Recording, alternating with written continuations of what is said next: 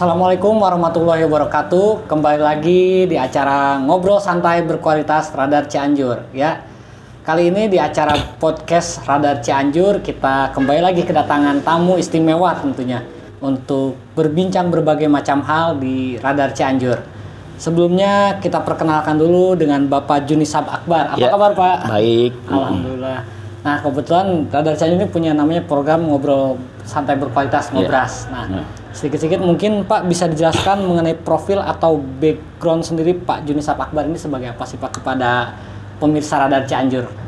Ya, terima kasih. Assalamualaikum warahmatullahi wabarakatuh.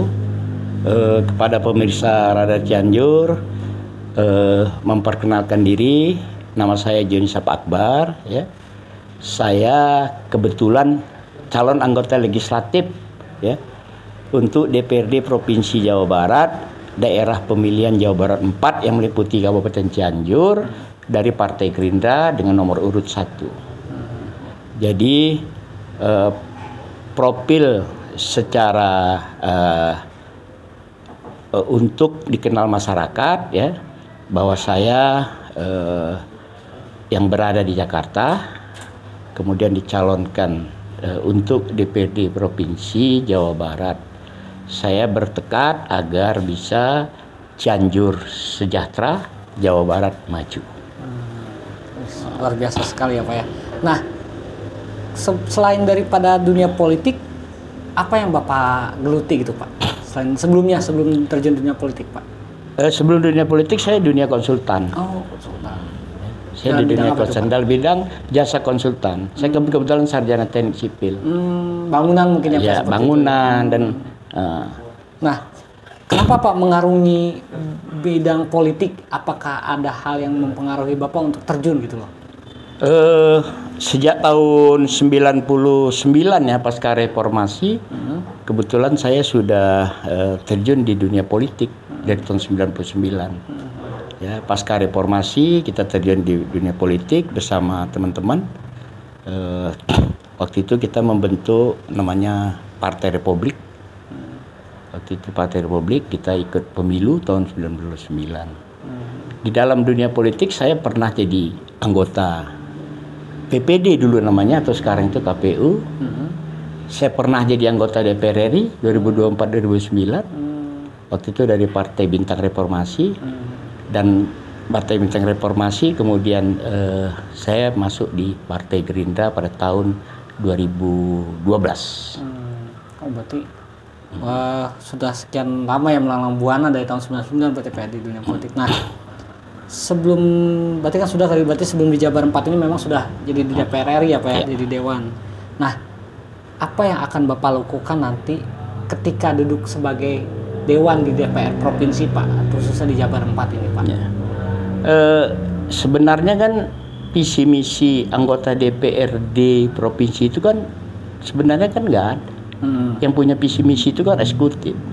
Kita kalau duduk sebagai anggota legislatif, tugas kita kan hanya 3, ya, pengawasan, legislasi, dan anggaran.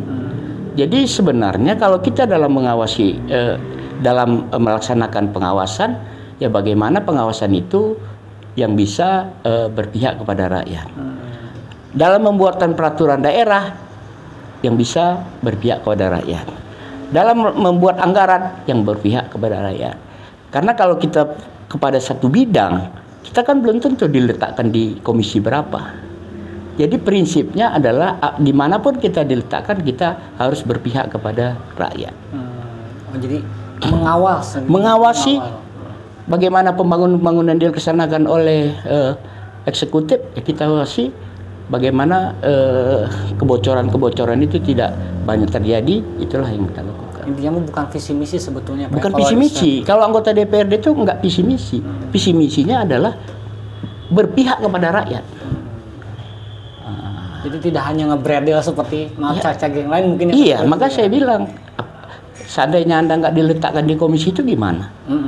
Jadi dimanapun kita diletakkan, ditempatkan di komisi manapun harus berpihak kepada kepentingan rakyat. Baik dalam hal pengawasan, baik hal anggaran, ya kan, baik dalam hal pembuatan peraturan daerah. contoh misalnya kalau pembuatan peraturan daerah, tentu kan kita aturan-aturan itu yang berpihak kepada rakyat. Misalnya ada eksekutif membuat peraturan berpihak pada pengusaha, tentu akan kita luruskan supaya berpihak kepada rakyat. Mungkin supaya lebih enak ini masyarakat ataupun penonton Radar Cianjur. Jadi tugasnya Dewan itu mengawal segala ketentuan atau peraturan dari daerah mungkin seperti itu. Jadi yang harusnya mengeluarkan visi misi atau tujuan sebagai pemimpin dan sebagainya itu eksekutif seperti kepala daerah, gubernur, presiden apa ya. Nah, mengapa berlabuh di Partai Gerindra? Sebelumnya kan Bapak tadi sudah menjelaskan. Ya, waktu itu kan saya di Partai Benteng Reformasi. Waktu itu Partai Benteng Reformasi tidak ikut pemilu lagi, maka kita coba bergabung dengan Partai Gerindra tahun 2011 pada waktu itu. Setelah itu ya udah saya berlabuh dari 2011. Ada kesan mungkin Pak, kesan awal istilah zaman sekarang cinta pada pandangan pertamanya Pak? Memang Partai Gerindra pada saat itu kan oposisi, jadi kita masuk ke Partai Gerindra dan insya Allah kita tetap konsisten di Partai Gerindra. Seperti itu ya, karena kekuatan oposisi sebelumnya melihat teguh gitu mungkin ya. Jadi akhirnya Bapak memilih berlabuh di Partai Gerindra. Kemudian kan partai baru pada saat itu, betul. jadi masih segar. Betul. Dan memang diisinya orang-orang yang hebat juga mungkin seperti itu. Nah, ketika Bapak jadi sebagai Dewan nanti, yang baik lagi kayak yang tadi, kan seperti Bapak tahu kan Cianjur ini unik ya Pak ya, permasalahannya. Kita bukan menyalahkan pemerintahnya, tetapi kita berkaca terhadap dari mulai infrastrukturnya, pendidikannya, dan juga kesehatannya dan sebagainya dalam rangkuman indeks pembangunan manusia. Apa yang akan Bapak lakukan untuk Cianjur sendiri Pak khususnya, selain daerah Jawa Barat lainnya? Ya kan, kalau saya kan APBD-nya kan Jawa Barat, bukan APBD Cianjur. Betul. Kan gitu dia ya kan. Betul. Tentu kalau ada aspirasi-aspirasi yang bisa saya bawa ke Jawa Barat, tentu Jawa Barat akan saya dahulukan dibandingkan kabupaten-kabupaten lain di Jawa Barat, karena daerah pemilihan saya di sini. Maka seluruh aspirasi-aspirasi yang ada di Cianjur itu tentu akan saya bawa di dalam rapat-rapat di DPD Jawa Barat, kan itu. Ya memang terutama soal tanah-tanah yang terlantar di Cianjur ini kan cukup banyak tanah-tanah yang sudah habis HGU-nya. Memang itu kan wewenang pusat, tapi kan bisa juga diwewenang di DPRD Provinsi Jawa Barat untuk mengusulkannya. Kalau bisa kan ya dibagi, diredistribusi kan kepada masyarakat. Jadi tidak diberatkan kepada masyarakat itu Pak. Supaya tanah itu efektif ya. Bisa, apalagi nanti kalau ada yang program makan siang gratis itu kan, itu udah bisa menjadi nanam sayur, komoditas yang bisa ekspor. Jadi petani tidak kekurangan lahan mungkin seperti itu Pak. Ya kan nanti kalau sudah itu di distribusi kan lahan cukup banyak di Cianjur ini. Betul. Cukup banyak, ada 36.000 hektar nggak salah saya yang terlantar di sini. Lebih kurang lah segitu. Nah, Bapak udah berapa lama Pak di Cianjur? Sudah 3 tahun lebih lah saya. 3 tahun. Menetap atau pulang? Enggak, saya pulang. Pulang pergi. Tanggapan Bapak Cianjur sendiri seperti apa Pak? Ya masyarakatnya menerima dari perbedaan-perbedaan. Tidak sukisme. Ya kan? Tidak sukisme. Kalau kita pun bukan orang Cianjur, tapi masyarakatnya welcome. Jadi istilahnya kalau ibarat kata mah someah. Iya, nah itulah dia. Someah. Welcome. Jadi kita mudah bergaul dengan orang Cianjur. Berarti jangan-jangan nyaman pada Cianjur nanti? Ya mudah-mudahan. Bisa jadi ya? Ya bisa jadi, nyaman. Nah itu ya, sahabat Ngobras di Cianjur sendiri beliau ternyata memang nyaman. Pertama, menganggap masyarakat Cianjur itu menerima perbedaan, tapi sejauh saya tinggal di Cianjur juga sama sih Pak. Tidak melihat kita dari mana, kita orang mana. Istilahnya someah bahasa Sundanya.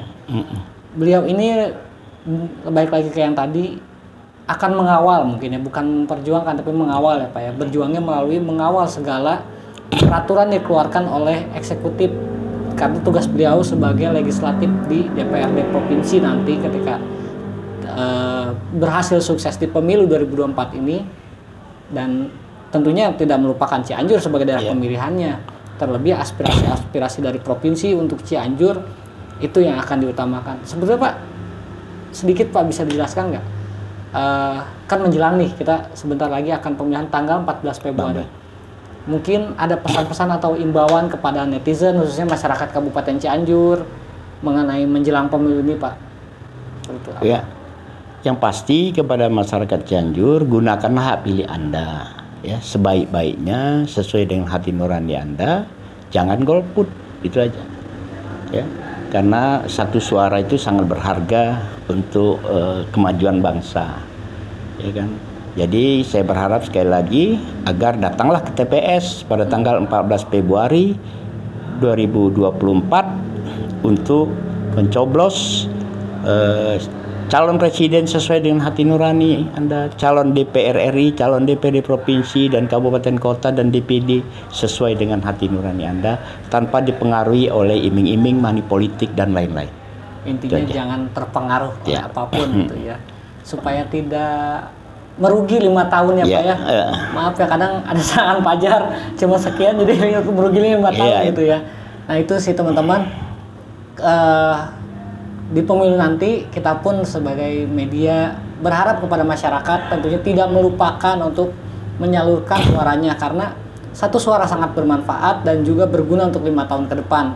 Jangan sampai suara kita diambil oleh pihak-pihak yang tidak bertanggung jawab, terlebih ketika golput. Itu dia ya, itu ya Pak. Mungkin hari ini terima kasih banyak Pak sama-sama sudah datang di Radar Cianjur. Terima kasih sudah berbincang-bincang juga dengan keluarga besar Radar Cianjur. Terima kasih. Nah sahabat Radar Cianjur, hari ini ngobrasnya cukup berbobot sekali ya. Terima kasih Pak Judisam. Kurang lebihnya saya mohon maaf.